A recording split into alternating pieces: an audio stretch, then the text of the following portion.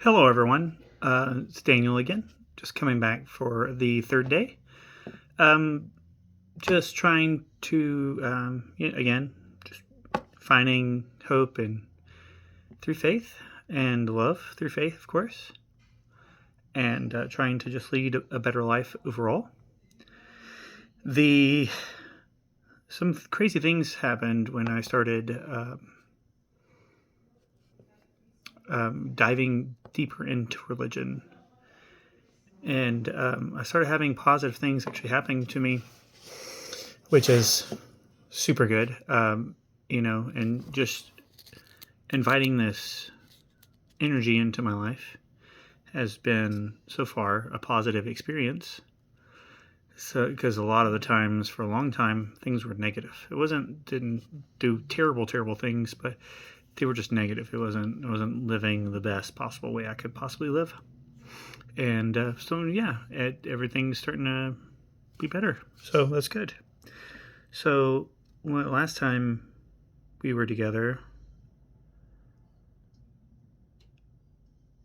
we figured out that they went from living to 800 to 900 years to now 120 years.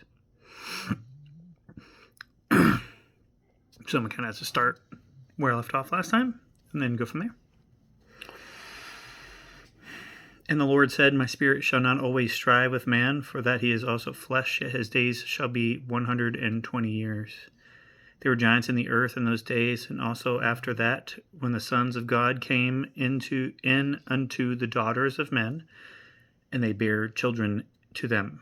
The same became mighty men, which were of old men of renown. So, if old men of renown is that, I assume that's like important people. They became important people, like kings and people that led people. That's what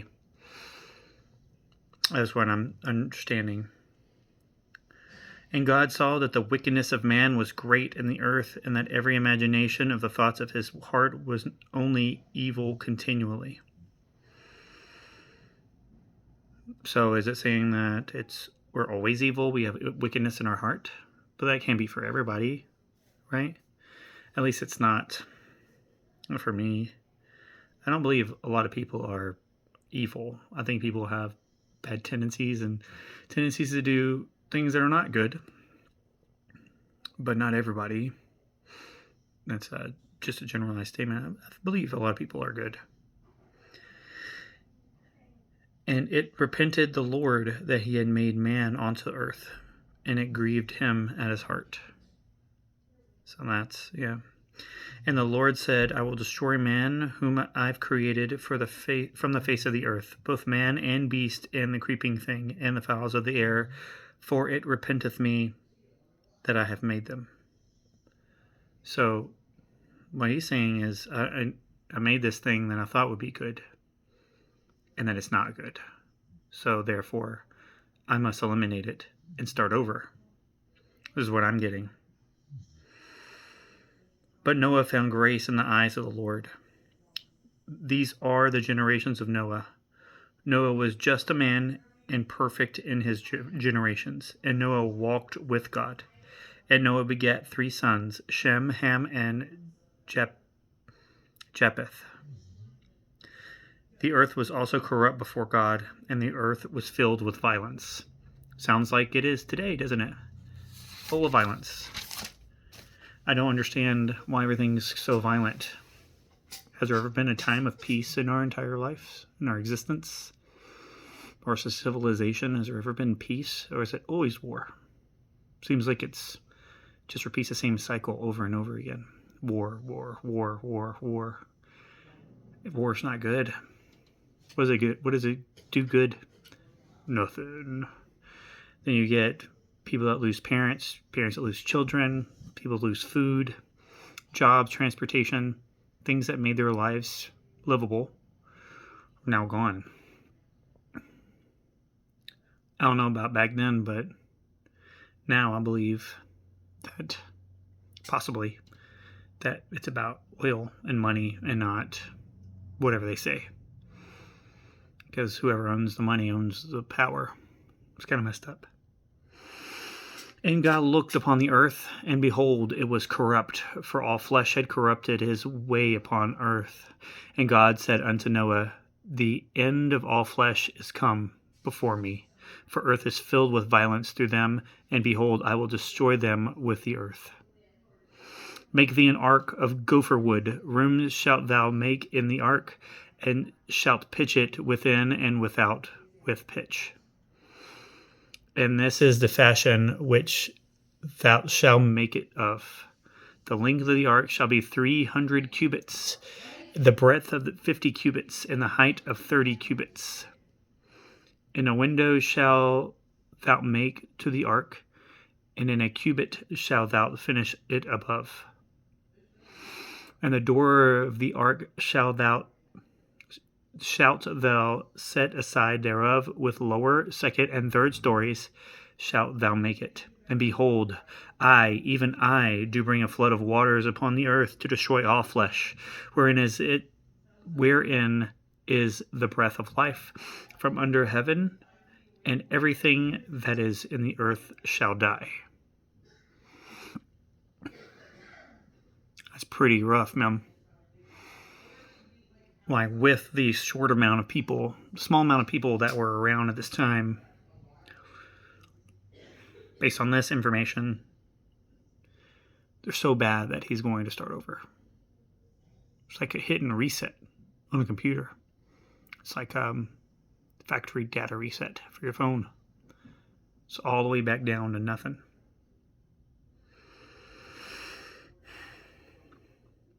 But with thee will I establish my covenant, and thou shalt come into the ark, thou and thy sons and thy wife and thy sons' wives with thee.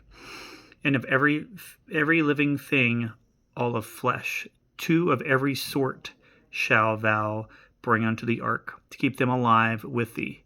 They shall be male and female. Of fowls after their kind, and of cattle after their kind, of every creeping thing on earth after its kind, 2 of every sort shall come unto thee, to keep them alive.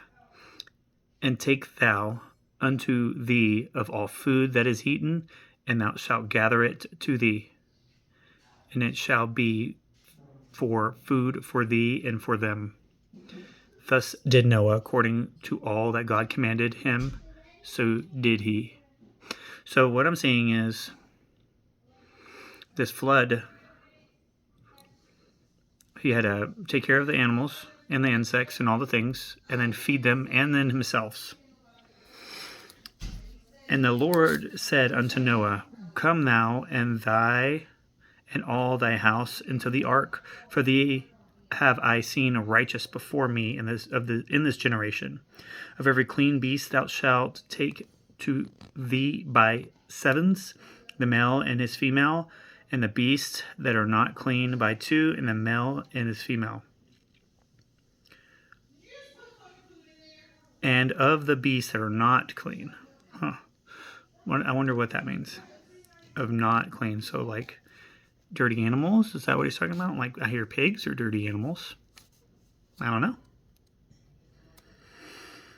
Of fowls also of the air by sevens, and the male and the female, to keep seed alive upon the face of all the earth. For yet 7 days, and I will cause it to rain upon the earth 40 days and 40 nights, and every living substance that I have made I will destroy from off the face of the earth. And Noah did according unto all that the Lord commanded him. And Noah was 600 years old when the flood of the waters was upon the earth. So he was an older man. So let's backtrack just a little bit. So right here it says, to say when 500 years old.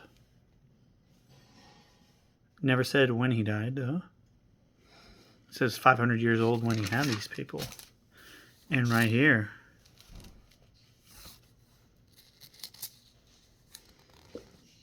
just going back,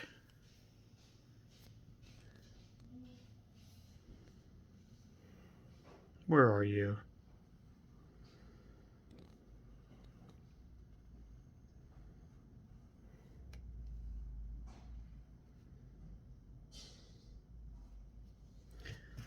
Oh, goodness. Well, it's not a big deal. 600 years old.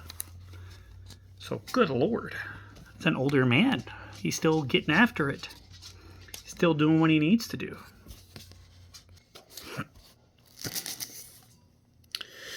And Noah went in, and his sons and his wife and his sons' wives with him into the ark because of the waters of the flood, of clean beasts and of beasts that are not clean, and of fowls and of everything that creepeth upon the earth. There went in two and two unto Noah into the ark, and the male and the female, as God had commanded Noah.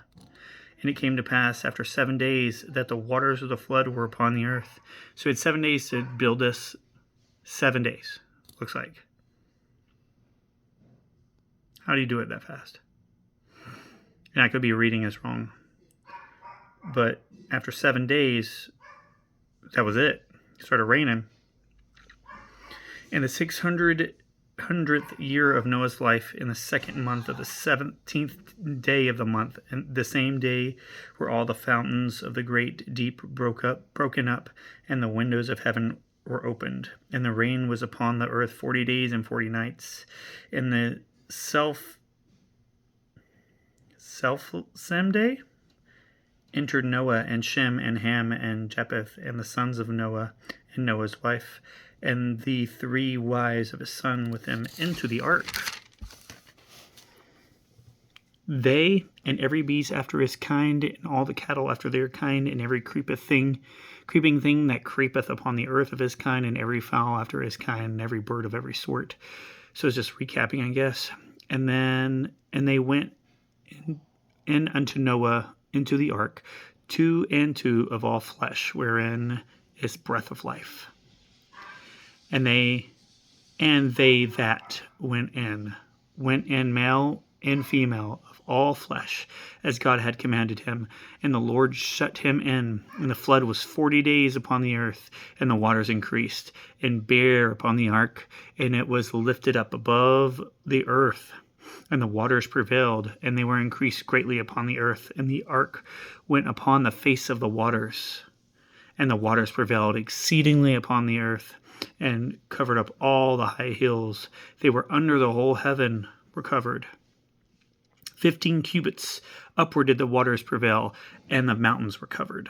And all flesh died that moved upon the earth, both of fowl and of cattle, and of beasts, and every creeping thing that creepeth upon the earth, and every man, and all in whose nostrils was the breath of life, of all that was in the dry land died. And every living substance was destroyed, for which was upon the face of the ground, both man and cattle, and the creeping things, and the fowl of the heaven. And they were destroyed from the earth. And Noah only remained alive, and they that were with him on the ark. And the waters prevailed upon the earth 150 days. 150 days. It rained for 40 days, and then 150 days of rain. Water. That's a lot. So with that, it's like, that's a lot. I wonder if they accounted for like food storage within that, because there wasn't that many people, but there was a lot of animals and insects, so they had to eat something. Couldn't just feed the animals to the other animals. That would defeat the purpose. So I wonder if they did that. So this is the next part. And God remembered Noah and every living thing and all the cattle that was with him on the ark. And God made a wind to pass over the earth, and the waters assuaged. The fountains also of the deep and the windows of heavens were stopped, and the rain from heaven was restrained, and the waters returned from off the earth continually. And after the end of the 150 days, the waters were abated. And the ark rested in the 7th month, on the 17th day of the month, upon the mountains of Ararat. And the waters decreased continually until the 10th month. In the 10th month, on the 1st day of the month, were the tops of the mountains seen. And it came to pass at the end of the 40 days that Noah opened the window of the ark which he made. So 40 days of rain, 150 days of it flooded, and then an additional 40 days. No, so no, that's with, I'm assuming it's the same 40 days. Then Noah opened the window to the ark which he had made, and he set forth a raven, which went forth to and fro until the waters were dried up from the earth. He also sent forth a dove from him to see if the waters were abated from off the face of the ground. But the dove found no rest for the sole of her foot, and and she returned unto him the ark, for the waters were on the face of the whole earth. Then he put forth his hand and took her, and pulled her unto him into the ark. And he stayed yet another 7 days, and again he sent forth the dove out of the ark. And the dove came into him in the evening, and lo, in her mouth was an olive leaf plucked off. So Noah knew that the waters had been abated from the earth. And he stayed yet another 7 days, and he sent forth the dove, which returned not again unto him any more.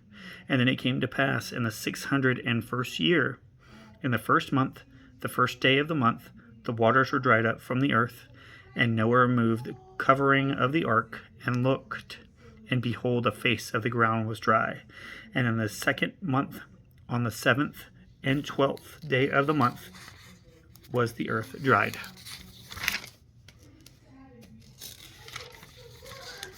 That's great. It's like, but is it really, are we really destined to repeat ourselves over and over again? It seems like we keep doing the same thing. It's like, but why do we keep doing the same thing? Have we ever thought about that? Why do we keep torturing ourselves and other people and doing bad things? I have no idea why we can't just live in peace and harmony. Can we take it like a decade at a time? Can we just live in total world peace for like a decade? And then when that decade's up, then we do another decade. And pretty soon, it'll only be peaceful. We don't need this. This is not doing anything for us. And God spake unto Noah, saying, Go forth of the ark, thou and thy wife, and thy sons' wives with thee. Bring forth with thee every living thing that is with thee, of all flesh, both of fowl and of cattle, and of every creeping thing that creepeth upon the earth, that they may breed abundantly in the earth, and be fruitful, and multiply upon the earth. And Noah went forth, and his sons, and his wife, and his sons' wives with him, every beast, every creeping thing, every fowl, and every whatsoever creepeth upon the earth, after their kinds went forth out of the ark. And Noah builded an altar unto the Lord, and took off every clean beast, and every clean fowl, and offered burnt offerings unto the altar. And the Lord smelled a sweet savor. And the Lord said in his heart, I will not again curse the ground any more for man's sake. For the imagination of man's heart is evil from his youth. Neither will I again smite any more everything living as I have done. While the earth remaineth, seed time and harvest, and the cold and heat, and the summer and winter, and day and night shall not cease. So that's good. That tells me that he did what he needed to do. He accomplished his goal, and he wanted to start over again. But he only let a certain amount of people live, and that's the only people that made a difference for him. That's what I see. And God blessed Noah and his sons, and said unto them, Be fruitful and multiply, and replenish the earth. And the fear of you and the dread of you shall be upon every beast of the earth, and upon every fowl of the air, upon all that moveth upon the earth, and upon all the fishes of the sea. Into your hand they are delivered.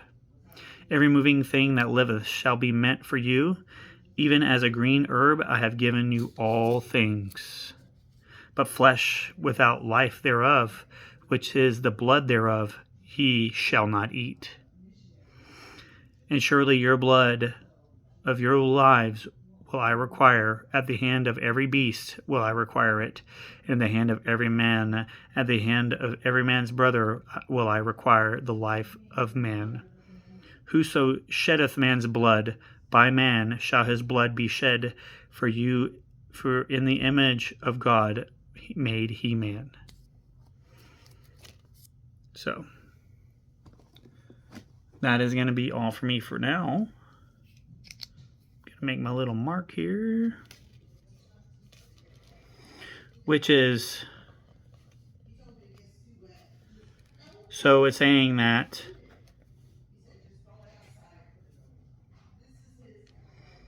what I'm seeing is that he's saying it's don't kill people and don't eat people. That's what it's saying. And maybe I could be wrong. It says on the New American Standard Bible, whoever sheds man's blood, by man his blood shall be shed. So don't hurt other people. It's like eye for an eye. That's what I get. Can we just not? Again, goes back. Why do we need to hurt people? Why does it have to be this way? It doesn't. We choose it this way. We can argue until we're blue in the face about we're just programmed this way, but that's not true. It's absolutely not true. We can choose however we want to live life. We can choose if we want to be better or worse. We can choose, for example, to have money in our society. These are choices. Have a good night. See you tomorrow.